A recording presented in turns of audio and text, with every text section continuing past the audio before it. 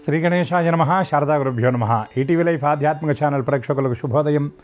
ప్రేక్షకులందరికీ స్వాతంత్ర్య దినోత్సవ శుభాకాంక్షలు. శ్రీరస్తు కార్యక్రమంలో శుభతిథి అంశంలో నేటి పంచాంగ వివరాలు చూద్దాం. ఆంగ్ల తేదీ 15వ తేదీ 8వ నెల 2024 సంవత్సరం గురువారం. స్వస్తి శ్రీ చాంద్రమాన శ్రీ క్రోధినామ సంవత్సరం, దక్షిణాయనం, వర్ష ఋతువు, శ్రావణమాసం, శుక్లపక్షం, దశమి తిథి ఉదయం 6 గంటల 4 నిమిషాల వరకు, తదుపరి ఏకాదశి. జ్యేష్ఠ నక్షత్రం ఉదయం 9 గంటల 54 నిమిషాల వరకు, తదుపరి మూలా నక్షత్రం. వైధృతి యోగం మధ్యాహ్నం 1 గంట 13 నిమిషాల వరకు, తదుపరి విష్కంభ యోగం. గరజీకరణం ఉదయం 6 గంటల 4 నిమిషాల వరకు, తదుపరి మణిజకరణం. వర్జ్యం సాయంత్రం 6 గంటల 3 నిమిషాల నుండి 7 గంటల 40 నిమిషాల వరకు. దుర్ముహూర్తం ఉదయం 10 గంటల 11 నిమిషాల నుండి 1 గంట 1 నిమిషం వరకు. తిరిగి దుర్ముహూర్తం మధ్యాహ్నం 3 గంటల 11 నిమిషాల నుండి 4 గంటల 1 నిమిషం వరకు. అమృత ఘడియలు తెల్లవారుజామున 3 గంటల 49 నిమిషాల నుండి 5 గంటల 27 నిమిషాల వరకు. నేటి రాహుకాలం మధ్యాహ్నం 1 గంట 30 నిమిషాల నుండి 3 గంటల వరకు. యమగండం ఉదయం 6 గంటల నుండి 7:30 గంటల వరకు. ఇక నేటి తిథివార నక్షత్రాలను అనుసరించి జరిగినటువంటి దేవతోపాసన గురించి మనం విచారించినట్లయితే, ఈనాడు జ్యేష్ఠ నక్షత్రం, తదుపరి మూలా నక్షత్రం. ఉదయం పూటే మూలా నక్షత్రం కూడా రావడం జరుగుతుంది. అలాగే ఈనాడు ఏకాదశి, ఇది స్మార్త ఏకాదశి అని అంటారు. అంటే స్మార్తులు ఆ దశమి సూర్యోదయానికి సమయంలోనే వెళ్ళిపోతుంది కాబట్టి ఏకాదశి పరివ్యాప్తమై రోజంతా ఉంది కనుక ఏకాదశిని గ్రహిస్తారు. కొన్ని సంప్రదాయాల్లో మధ్వ సంప్రదాయం, అట్లాగే వైష్ణవ సంప్రదాయంలో ఏకాదశిని వాళ్ళు తెల్లవారుజామున వరకు ఉంది కనుక రేపు ఏకాదశిని వాళ్ళు ఆచరించడం కూడా జరుగుతుంది. అయితే ఈనాడు మరొక విశేషం ఏమిటి అంటే, దైవభక్తి ఎంత ప్రధానమో మనకి ప్రతి వాళ్ళకి దేశభక్తి కూడా అంతే ప్రధానమని మన సంప్రదాయంలో చెబుతున్నటువంటి మాట. అయితే మన సంప్రదాయంలో దేవతారాధనతో పాటు ప్రకృతిని ఆరాధిస్తారు, దేశాన్ని కూడా ఆరాధిస్తారు. ఈ దేశం మొత్తాన్ని కూడా భారత మాత అని ఈ దేశమాతని కూడా పిలుస్తారు. భారత అంటే వెలుగుతూ వెలుగుని నింపేది అనేటటువంటి భావం. నిజంగా సార్థక నామధేయ మన భరతమాత. ఎందుకంటే ఈ దేశమంతా కూడా చక్కగా వెలుగుతూ యావత్ ప్రపంచానికి వెలుగులు చూపిస్తున్నటువంటి దేశం ఏదైనా ఉన్నది అంటే అది భారతదేశమే అని చెప్పడంలో ఏమాత్రం సందేహం లేదు. మన సంప్రదాయం, మన దేశం ఎంత గొప్పది అంటే, పాశ్చాత్య దేశాల్లో పశ్చిమాంసం పిక్కు తినేటటువంటి రోజుల్లో పరతత్వ విచారం మొదలైంది మన భారతదేశంలో. అన్న విక్రయం పాపమని, నా అన్నోదక సమంధానమని, సర్వజీవ సమభ్రాతృత్వాన్ని బోధించి మానవ సేవే మాధవ సేవ అని ఈ దేశంలో ఉన్నటువంటి బడుగు బలహీన వర్గాలందరినీ కూడా ఉద్ధరించి అందరికీ అనేకమైనటువంటి ఉద్దీపన కార్యాలను చేసి దాన ధర్మాల పేరుతో చాలా మనుష్య యజ్ఞంగా చెప్పబడినటువంటి ఈ జీవన విధానాన్ని బోధించినటువంటి కర్మభూమి, ధర్మభూమి, వేదభూమి ఈ భారత భూమి. అటువంటి ఈ దేశానికి స్వాతంత్ర్యం వచ్చినటువంటి రోజు ఈరోజు. ఈ స్వాతంత్ర్యోద్యమంలో అనేక మంది దేశ నాయకులతో పాటు దైవ భక్తులు కూడా అనేక మంది పాల్గొని దైవ కేంద్రాలు, దేవాలయాలు కూడా ఈ స్వాతంత్ర్యోద్యమంలో చాలా ముఖ్యమైనటువంటి భూమిక పోషించాయి అని చెప్పడంలో ఏమాత్రం సందేహం లేదు. చరిత్రలో చాలా సజీవ సాక్ష్యాలు మనకి కనబడతాయి. స్వాతంత్ర్యోద్యమానికి సంబంధించినటువంటి ఆ విధి విధాన రూపకల్పన మన సనాతన ధర్మాన్ని అనుసరించినటువంటి వాళ్ళు చాలామంది చేయడం జరిగింది. దేవాలయాలు కేంద్రంగా స్వాతంత్ర్య ఉద్యమం కూడా జరిగింది. అటువంటి ఈ రోజున ఏకాదశి కూడా కలిసి రావడం చాలా విశేషం. విరాట్ విశ్వరూపమైనటువంటి వ్యాపకుడైనటువంటి విష్ణుమూర్తి యొక్క ఆరాధన, విష్ణు స్తోత్ర పారాయణ చేయటం ఈనాడు చాలా విశేషం. అటువంటి విష్ణుదేవుని యొక్క దివ్య కృప అందరికీ పరిపూర్ణంగా సిద్ధించాలని హరినామస్మరణ పురస్సరంగా స్వస్తి.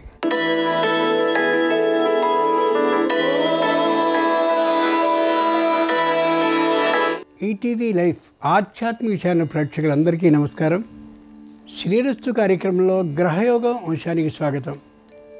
ఈనాటి గ్రహయోగం అంశంలో మేషాది ద్వాదశ రాశుల వారికి కలిగే శుభాశుభ ఫలితాలని, అవసరమైన సందర్భాల్లో ప్రత్యామ్నాయ మార్గాలని తెలుసుకుంటారు. అంతేకాక ఏ రాశి వారికి ఏ దిక్ప్రయాణం లాభిస్తుందో, ఏ రాశి వారికి ఏ దైవ దర్శనం శుభ ఫలితాలని ఇవ్వబోతోందో, ఏ రాశి వారు ఏ రంగు దుస్తుల్ని ధరించినట్లయితే సర్వ కార్యక్రమాలు నిర్విఘ్నంగా పరిపూర్తి అవుతాయో, ఏ రాశి వారికి ఈ రోజుకి మాత్రం ఏ సంఖ్య అదృష్ట సంఖ్యగా పరిణమించబోతుందో ఆ విశేషాలను కూడా క్రమంగా తెలుసుకుంటారు. ముందుగా నేటి పంచాంగం.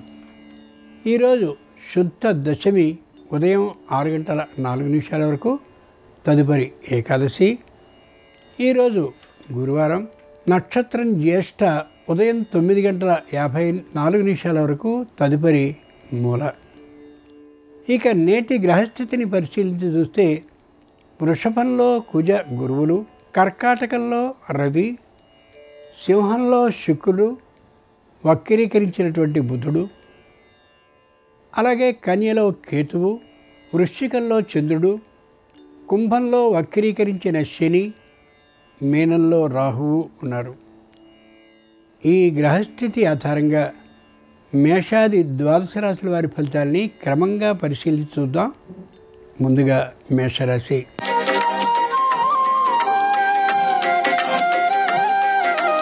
ఈరోజు మేషరాశి వారి ఫలితాలని పరిశీలించి చూస్తే ఇతరులకి సూచనల్ని సలహాలని ఇస్తూ సమయాన్ని వ్యర్థం చేసుకునే తీరు గోచరిస్తోంది. ఆరోగ్యానికి సంబంధించినటువంటి నిర్లక్ష్య భావాన్ని ప్రదర్శించే అవకాశం గోచరిస్తోంది. ముఖ్యంగా వృద్ధుల విషయంలో, అనారోగ్యవంతుల విషయంలో ఎవరో ఒకరిని పర్యవేక్షణ కోసం నియమించడం మంచిది. దూర ప్రయాణాలను ఏమాత్రము చేయరు. అయినప్పటికీ కూడా సమీప ప్రయాణాన్ని చేయడానికి కూడా అంత ఇష్టాన్ని చూపించకపోవచ్చు. కుటుంబంలో అవగాహన లోపం అనేది ఏమాత్రము ఉండదు. ప్రతి విషయాన్ని జాగ్రత్తతో పరిశీలించుకుంటూ ఉంటారు. గురువారం సందర్భంగా మేషరాశి వారు వ్యాసుడిని ఆరాధించినట్లయితే శుభవార్తను వినే అవకాశం ఉంటుంది. నిరుతి దిక్ ప్రయాణం అనుకూలం. కలిసొచ్చే రంగు ఎరుపు. అదృష్ట సంఖ్య 2.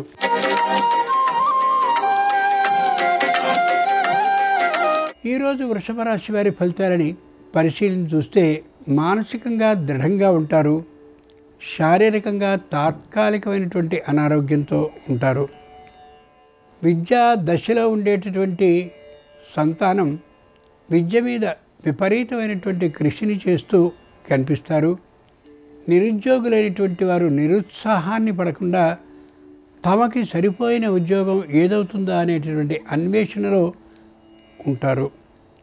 వృత్తి చక్కనైనటువంటి లాభాన్ని ఇస్తూ ఉంటుంది. వ్యాపారం మధ్యమంగా ఫలిస్తూ ఉంటుంది. వ్యాపార అభివృద్ధి కోసం చేసేటటువంటి ప్రయత్నాలు పోటీ వ్యాపారదారుల కారణంగా పెద్దగా అభివృద్ధి చెందకపోవచ్చు. గురువారం సందర్భంగా వృషభ రాశి వారు ఆదిశంకరుల వారిని ఆరాధించడం ఉత్తమం. ధనప్రాప్తి అయ్యే అవకాశం ఉంది. దక్షిణ దిక్ ప్రయాణం అనుకూలం. కలిసొచ్చే రంగు తెలుపు. అదృష్ట సంఖ్య 1.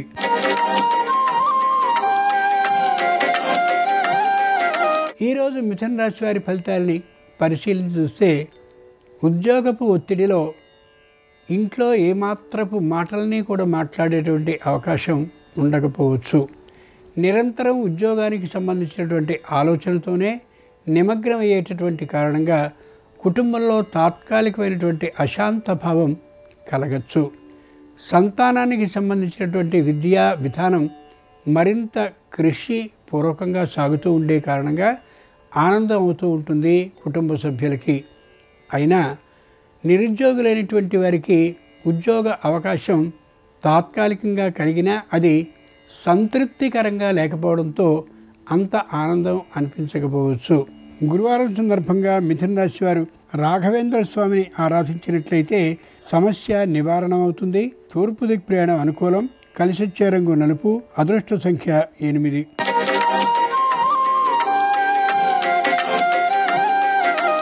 ఈరోజు కర్కాటక రాశి వారి ఫలితాలని పరిశీలించి చూస్తే ఉత్సాహంగా ఉంటారు.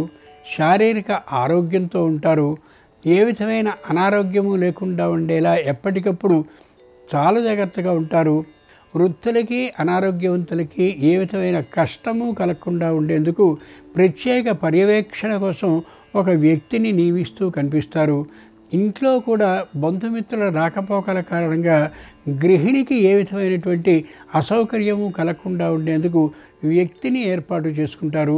ధనానికి ఏ విధమైనటువంటి లోటు లేనటువంటి కారణంగా విచ్చలవిడిగా ఖర్చు పెట్టడం కాకుండా అవసరమైనటువంటి మేరకి ఖర్చు పెడుతూ కనిపిస్తారు. ఏ విధమైన అసౌకర్యము లేకుండా ఉండేలా ప్రయాణం చేయగలిగిన శక్తి ఉన్నప్పటికీ కూడా అసలు ప్రయాణాన్నే మానివేస్తారు ఈ రోజున. గురువారం సందర్భంగా కర్కాటక రాశి వారు షిరిడీ సాయిబాబాని ఆరాధించినట్లయితే దాంపత్య అన్యోన్యతాభావం కలుగుతుంది. పశ్చిమ దిక్ ప్రయాణం అనుకూలం. కలిసొచ్చే రంగు నీలం. అదృష్ట సంఖ్య 4.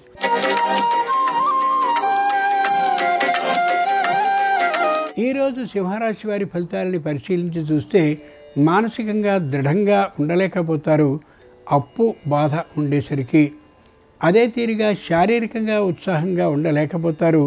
తాత్కాలికమైనటువంటి శారీరక వ్యాధులు కుటుంబ సభ్యుల్లో దాదాపు ఎక్కువ మందికి ఉండేటటువంటి కారణంగా, ప్రతి విషయాన్ని లోతుగా పరిశీలించుకుంటూ ఉండేటటువంటి కారణంగా కుటుంబంలో అశాంత భావమే నెలకొని ఉంటూ ఉంటుంది. కొన్ని సందర్భాల్లో వంచన జరిగినటువంటి కారణంగా అవతలి వారు వీరి విషయంలో కొద్ది వ్యతిరేక భావంతో ఉండే అవకాశం ఉంది. న్యాయస్థానంలో అపరిష్కృతంగా ఉన్నటువంటి సమస్యలు తరచూ వాయిదా పడుతూ ఉండడంతో మానసిక అశాంత భావం ఉండొచ్చు. గురువారం సందర్భంగా సింహరాశి వారు హయగ్రీవుణ్ణి ఆరాధించినట్లయితే వివాద పరిష్కారం అవుతుంది. వాయవ్య దిక్ ప్రయాణం అనుకూలం. కలిసొచ్చే రంగు ఎరుపు. అదృష్ట సంఖ్య 6.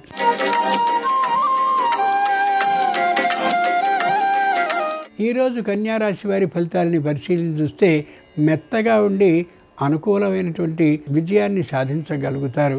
శత్రువు మీదనైనా సరే పరాక్రమాన్ని చూపించడానికి ఇష్టపడకుండా ఉండే తీరులో ఉంటూ విజయాన్ని సాధించగలుగుతారు. ప్రతి విషయాన్ని కూడా సునిశ్చితంగా పరిశీలిస్తూ ఉంటారు. కుటుంబంలో అవగాహన లోపం రాకుండా ఉండేలా ఎప్పటికప్పుడు పరిస్థితిని సక్రమంగా తీర్చిదిద్దుకుంటూ ఉంటారు. పాత మిత్రుల్ని కలుసుకుంటూ ఉంటారు. తిరిగి మళ్ళీ వాళ్లతో సంబంధ బాంధవ్యాలని కొనసాగిస్తూ ఉంటారు కూడా. ఏ విధమైన అనారోగ్య విధానము లేకుండా ఉండేలా ముందు జాగ్రత్తల్ని పాటిస్తూ కనిపిస్తారు.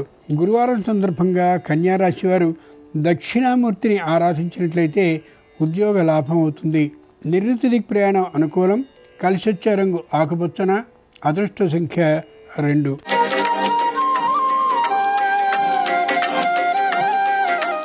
ఈరోజు తులారాశి వారి ఫలితాలని పరిశీలించి చూస్తే మానసికంగా తృప్తి లేకుండా ఉంటారు. శారీరకంగా అనారోగ్యంతో ఉంటారు. కుటుంబంలో ఇంకా సంతానం విద్యార్థి దశలో ఉన్నట్టయితే వారి ప్రతిభ పెరగనందుకు కూడా తాత్కాలికమైనటువంటి దుఃఖంతో ఉంటారు. ఇంట బయట వివాదాలు కలిగి ఉండే అవకాశం ఉంది. పై అధికారులతో కూడా వాగ్వివాదాన్ని చేసే స్థితి గోచరిస్తోంది.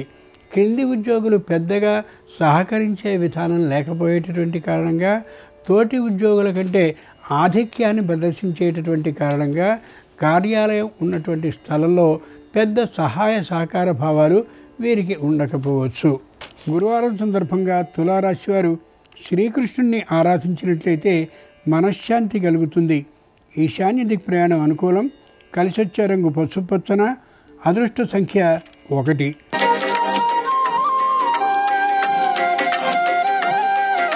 ఈరోజు వృశ్చిక రాశి వారి ఫలితాలని పరిశీలించి చూస్తే మాట కటువుగానే ఉంటూ ఉంటుంది.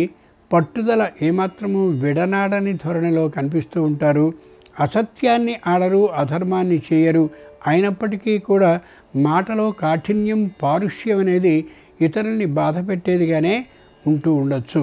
వచ్చినటువంటి కోపం వెంటనే తగ్గిపోయినప్పటికీ కూడా జరగవలసినటువంటి ఆ ఇబ్బంది మాటల తూటాలుగా ప్రయోగించే కారణంగా అయిపోతుంది. ఆ కారణంగా పెద్దగా సహకరించే విధానం ఉద్యోగుల నుండి ఉండకపోవచ్చు. పై అధికారికి ఔషధ సేవని సక్రమంగా చేస్తూ ఉండనటువంటి కారణంగా శారీరక వ్యాధి పెరిగే అవకాశం గోచరిస్తోంది.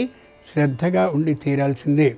విద్యార్థులు తమదైనటువంటి విద్యా కృషిని ప్రారంభించి చేస్తున్నప్పటికీ కూడా అంత అనుకూలత అనిపించకపోవచ్చు. గురువారం సందర్భంగా వృశ్చిక రాశి వారు వాల్మీకి మహర్షిని ఆరాధించినట్లయితే రుణ విముక్తి అయ్యే అవకాశం ఉంటుంది. దక్షిణ దిక్ ప్రయాణం అనుకూలం. కలిసొచ్చే రంగు ఎరుపు. అదృష్ట సంఖ్య 1.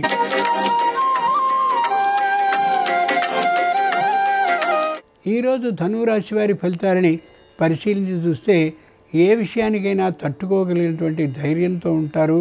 అయితే ఉద్యోగాన్ని మానివేయాలనేటటువంటి తాత్కాలికమైనటువంటి నిర్ణయానికి రావడం విచారకరంగా అనిపించవచ్చు. కేవలం పై అధికారి ఘర్షణ వాతావరణాన్ని సృష్టిస్తూ ఉండడం, దానికి వీరు తట్టుకోలేకపోవడమే కారణంగా ఉండవచ్చు. యథార్థంగా ఉద్యోగంలో చేరేటటువంటి సందర్భంలో పై అధికారి ఆజ్ఞకి అనుగుణంగా ఉండడం వలనే ఉద్యోగం కొనసాగింపబడుతుందనే విశేషాన్ని గుర్తుంచుకోగలగాలి. కుటుంబంలో అవగాహన లోపం అయితే ఉండదు, కానీ కుటుంబంలో వాతావరణం మాత్రం వేడిగా ఉండే అవకాశం ఈ రోజుకి గోచరిస్తోంది. గురువారం సందర్భంగా ధనురాశి వారు దక్షిణామూర్తిని ఆరాధించినట్లయితే వివాహ ప్రయత్నాలు సానుకూలపడతాయి. తూర్పు దిక్ ప్రయాణం అనుకూలం. కలిసొచ్చే రంగు ఎరుపు. అదృష్ట సంఖ్య 3.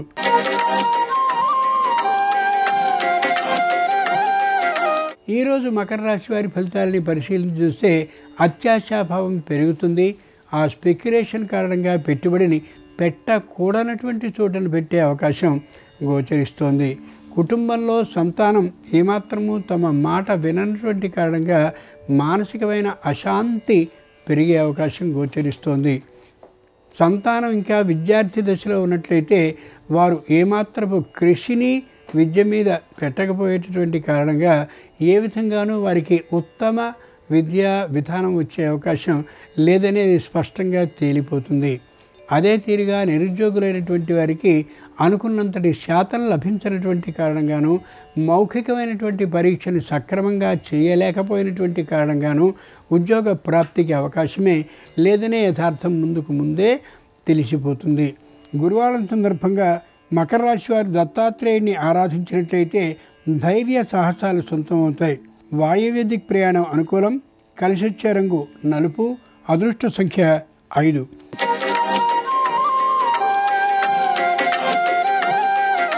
ఈరోజు కుంభరాశి వారి ఫలితాలని పరిశీలన చూస్తే మానసికంగా ఉత్సాహంగా ఉండలేకపోతారు. శారీరకంగా తాత్కాలికమైన అనారోగ్యం ప్రవేశించి తీరుతుంది. ఔషధ సేవని సక్రమంగా చేయడానికి అన్ని విధాలైనటువంటి ఏర్పాట్లు సాగినప్పటికీ కూడా మానసికమైన అశాంత భావం కారణంగా ఉత్సాహాన్ని చూపించలేకపోతారు. కుటుంబంలో ఉండేటటువంటి సంతానం మాటని దాటి ప్రవర్తించేటటువంటి కారణంగా దేని మీద ఇష్టాన్ని చూపించలేకపోతారు. కుటుంబంలో అనవగాహన మరింతగా పెరిగే అవకాశం గోచరిస్తోంది. వాహనానికి సంబంధించినటువంటి ప్రయాణం చేసే సందర్భంలో సంపూర్ణమైనటువంటి భద్రతా ప్రమాణాన్ని పాటించడం కుటుంబ సభ్యులందరూ తప్పనిసరి ఈ రాశికి చెందినటువంటి వారు. గురువారం సందర్భంగా కుంభరాశి వారు సరస్వతీదేవిని ఆరాధించినట్లయితే నింద పోవడమే కాకుండా ఆనందకరమైనటువంటి శుభ ఫలితాలు లభిస్తాయి. ఈశాన్య దిక్ ప్రయాణం అనుకూలం. కలిసొచ్చే రంగు తెలుపు. అదృష్ట సంఖ్య 5.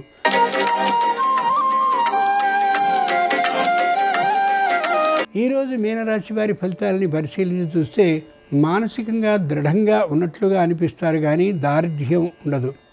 శారీరకంగా ఏమాత్రపు గట్టిదనము కలిగి ఉండరు, కానీ పైకి మాత్రం అలా కనిపించరు.